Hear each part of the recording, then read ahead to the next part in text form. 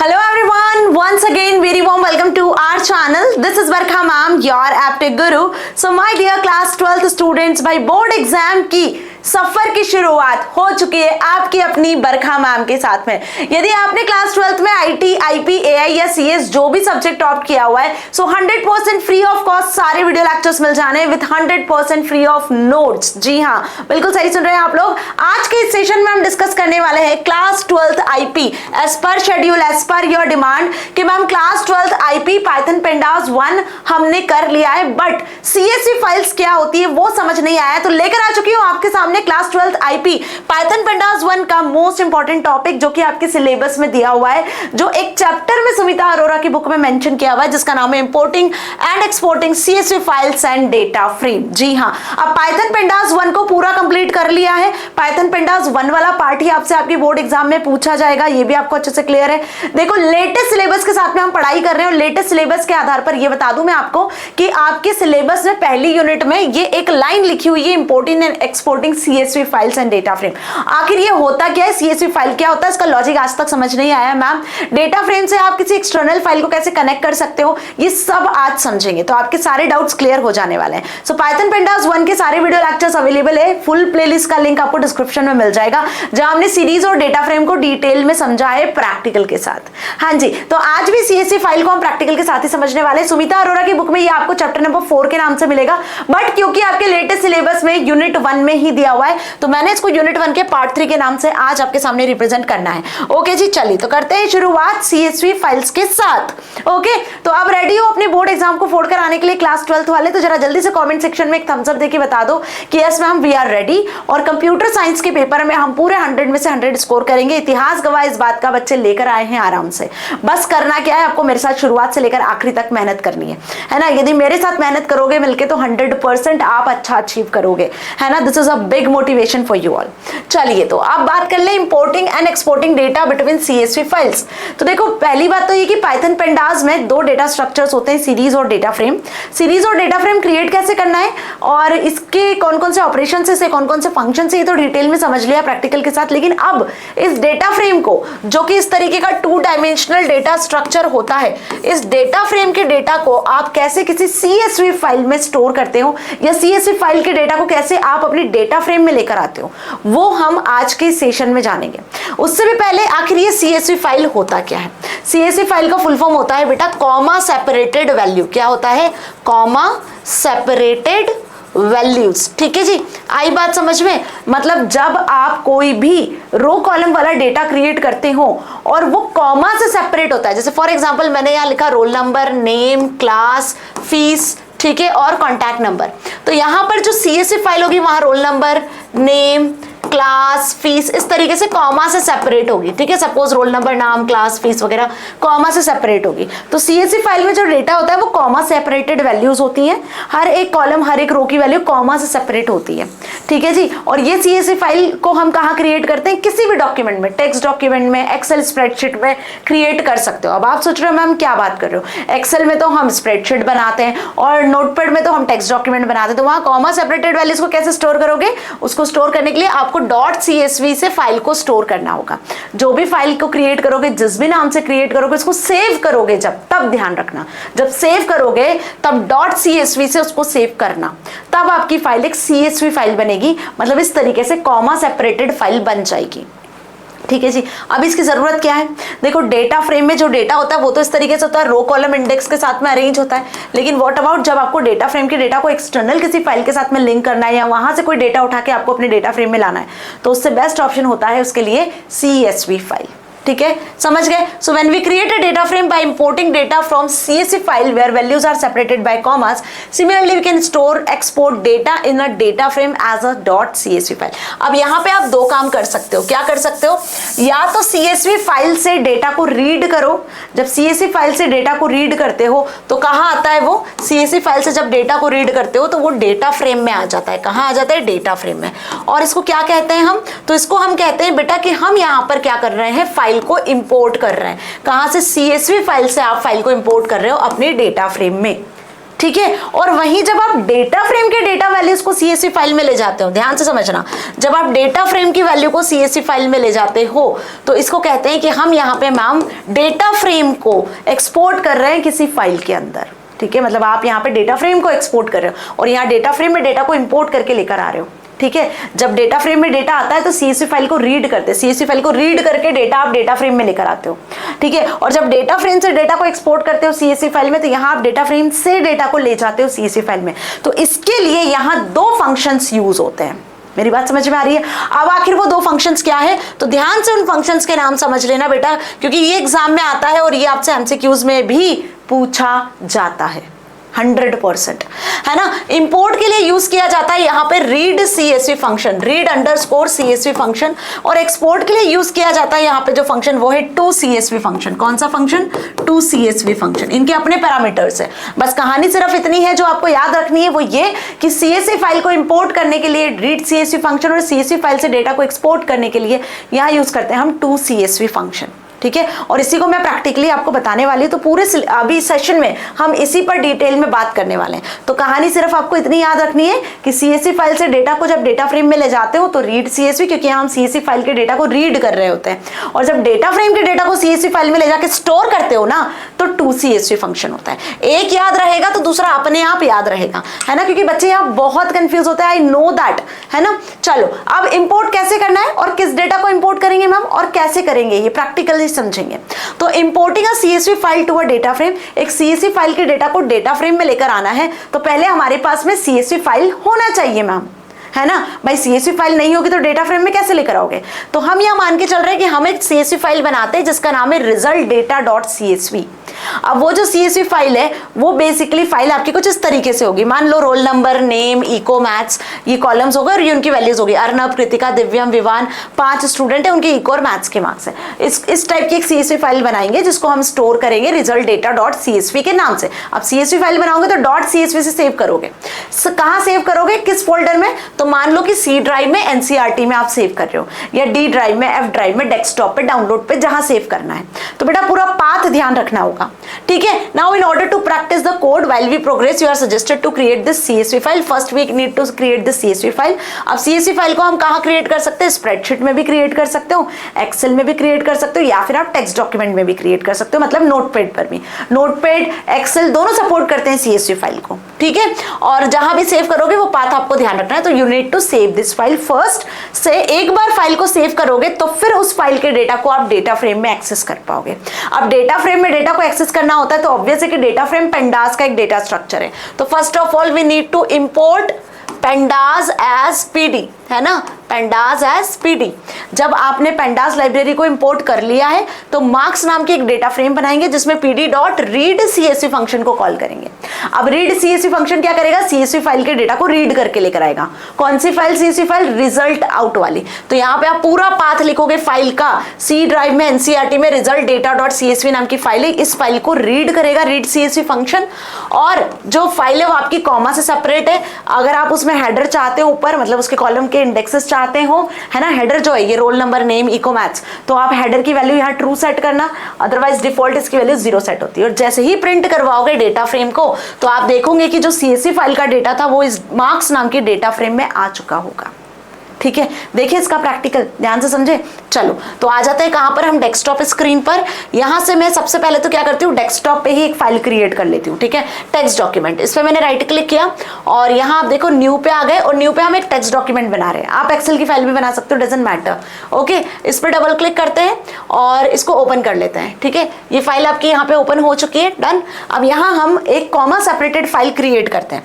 तो सपोज मैंने पहले क्रिएट करा रोल नंबर, कॉमा लगाया, नेम क्रिएट करा, कॉमा लगाया, और इको के मार्क्स, देन मैथ के मार्क्स, ठीक है। ये बिल्कुल वैसे ही क्रिएट कर रही है जैसे एक कॉमा सेपरेटेड फाइल होना चाहिए।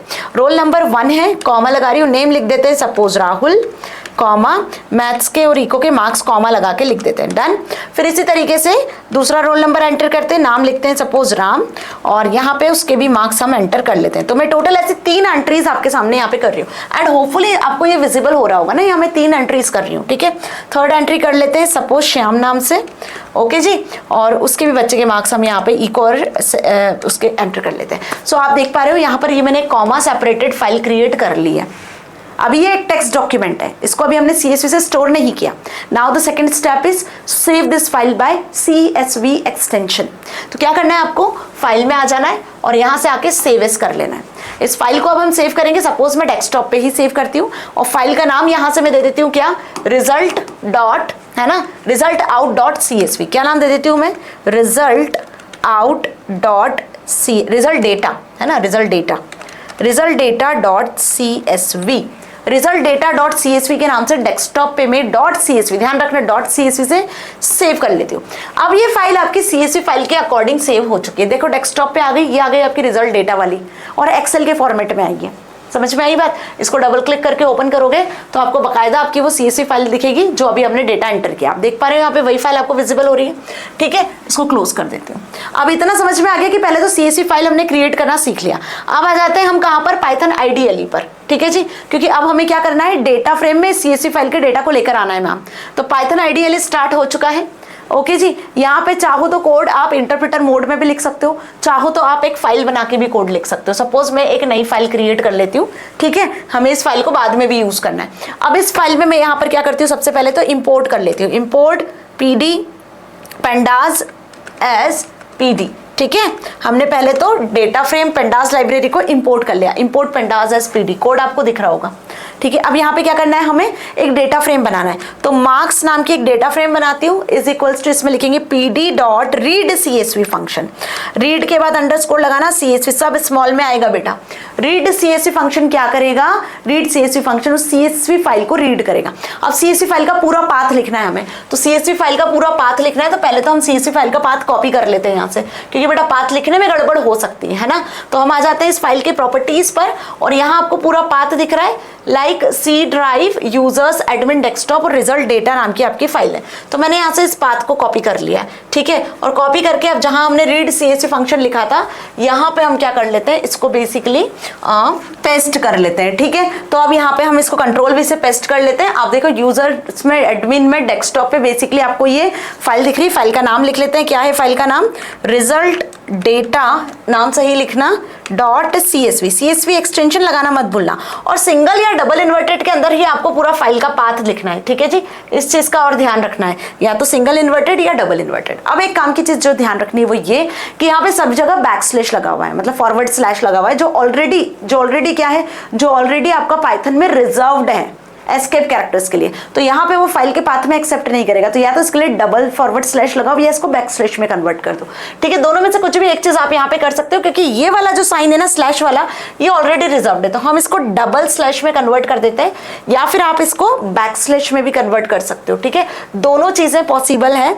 अब इसके बाद इसको हम कर लेते हैं कॉमा से सेपरेट, ठीक है जी।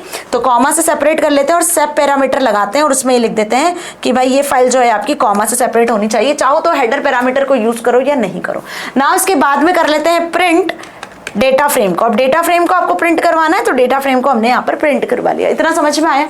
अब ये चीज है जो काम की है, जो आपको ध्यान रखना है कि हमने एक डेटा फ्रेम में रीड CSV फंक्शन की मदद से CSV फाइल को रीड किया है, इंपोर्ट किया हुआ है।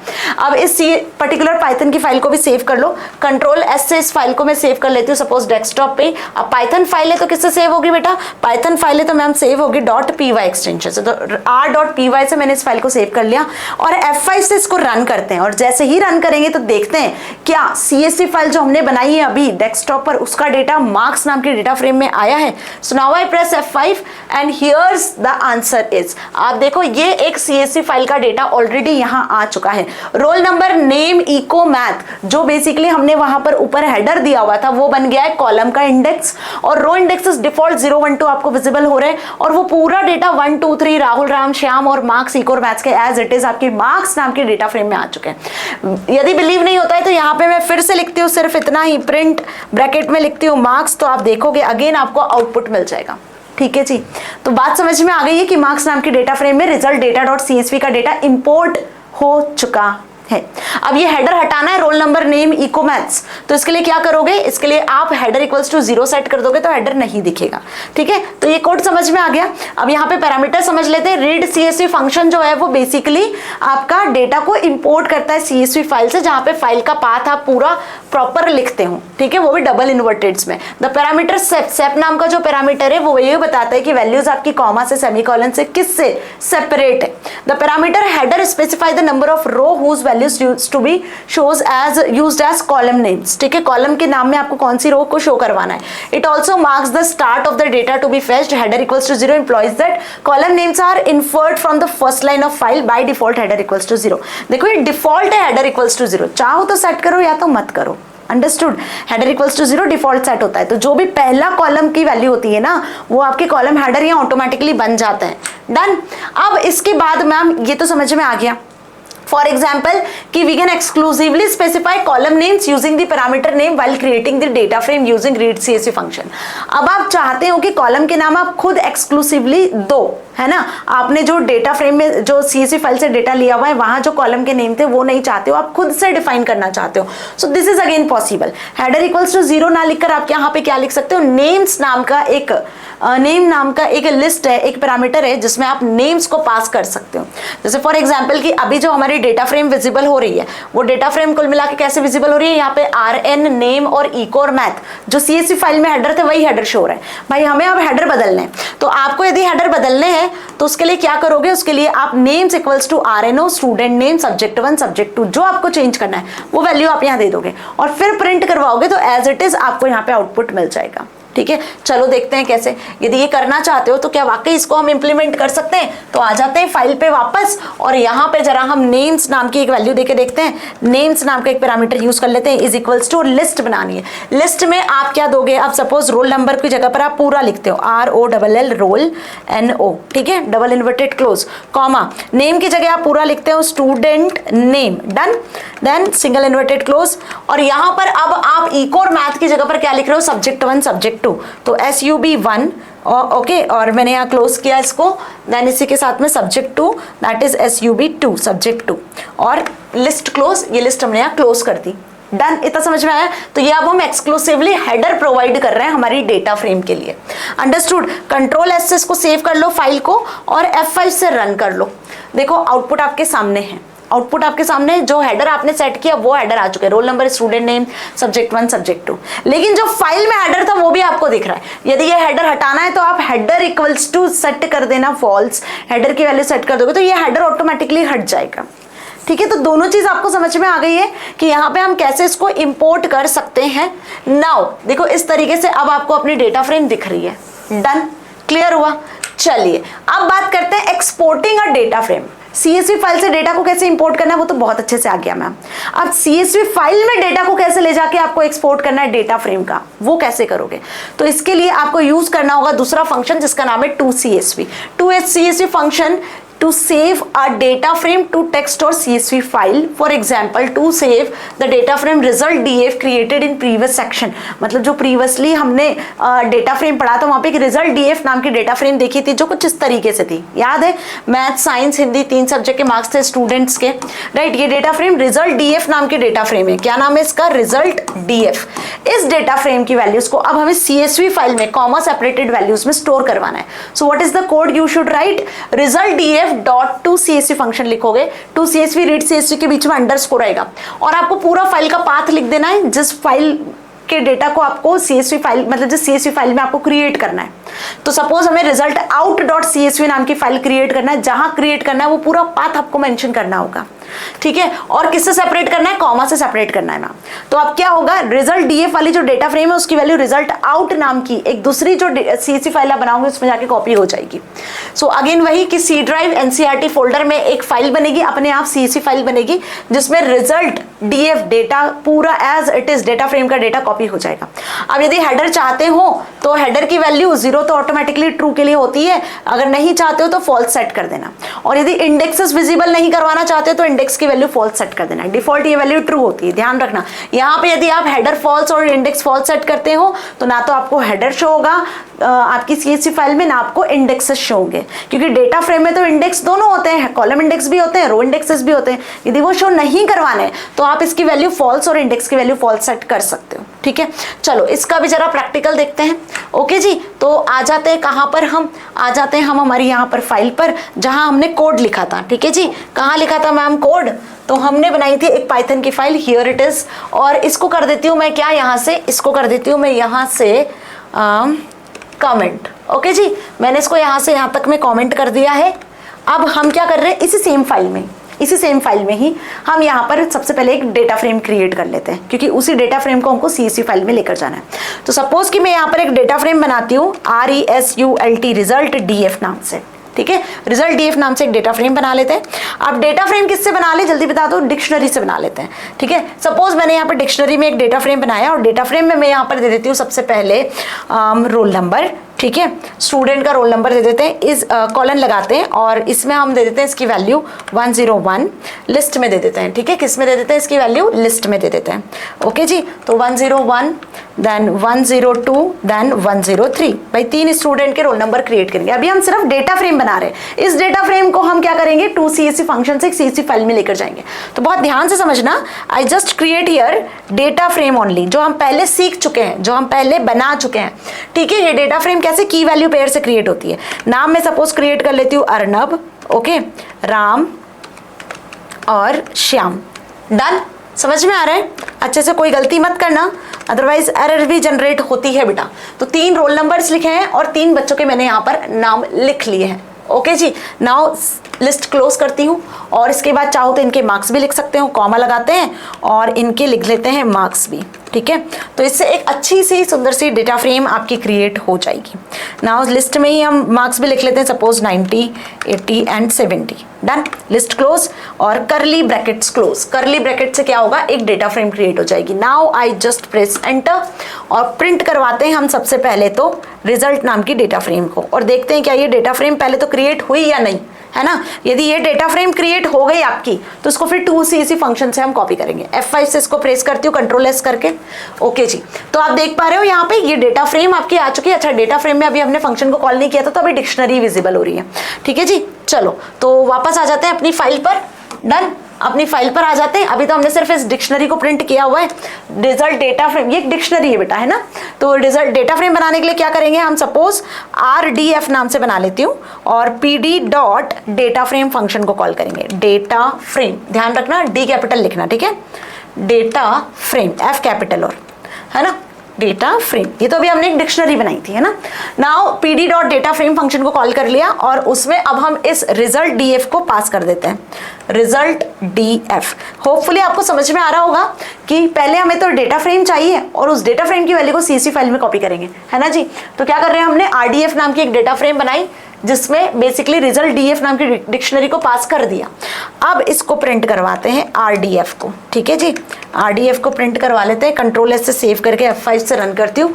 सो आपको ये डेटा फ्रेम यहाँ विजिबल हो रही है, देख पा रहे हो, ये डेटा फ्रेम दिख रही है, इसके इंडेक्सेस के साथ में विजिबल हो रहा है। रोल नंबर, नेम, मार्क्स तो क्या बन गए, कॉलम इंडेक्सेस, और डिफॉल्ट आपको रो इंडेक्सेस भी दिख रहे हैं 0, 1, 2, ठीक है जी।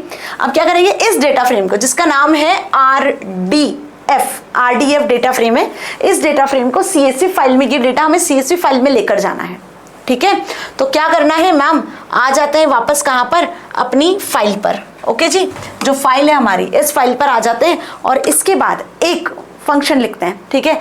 तो यहाँ पे हम लिख लेते हैं अब क्या, सपोज RDF, वही हमारी डेटा फ्रेम का नाम है, RDF डॉट लगाते हैं 2 CSV फंक्शन, 2 लिख के अंडरस्कोर CSV फंक्शन ब्रैकेट में। अब हमें पूरा फाइल का पाथ देना है ना। तो हम यहाँ से फाइल के पाथ को क्या कर लेते हैं, कॉपी, ठीक है जी। जो फाइल का आपका पाथ होगा कि मैम हमें डेस्कटॉप पे ही फाइल क्रिएट करनी है, तो भाई हम पूरा फाइल का पाथ जो है यहाँ पे कॉपी कर लेते हैं और डबल इन्वर्टेड के अंदर आप उस फाइल का पाथ लिखोगे। अब फाइल का नाम जो आपको देना है, हमको डेस्कटॉप पे कौन सी फाइल क्रिएट करनी है मैम, रिजल्ट आउट नाम से फाइल क्रिएट करनी है, ठीक है। रिजल्ट आउट डॉट CSV से एक्सटेंशन से उसको सेव करोगे। अब ये रिजल्ट आउट डॉट CSV नाम की फाइल क्रिएट होगी डेस्कटॉप पर, जिसमें इस RDF नाम की डेटा फ्रेम की वैल्यूज जाएंगी। इसको कैसे सेव करोगे मैम, तो इसमें हम सेपरेटर लगा देते हैं एक, क्या इसमें सेपरेटर लगा देते हैं कॉमा, कि कॉमा सेपरेटेड वैल्यू क्रिएट होनी चाहिए।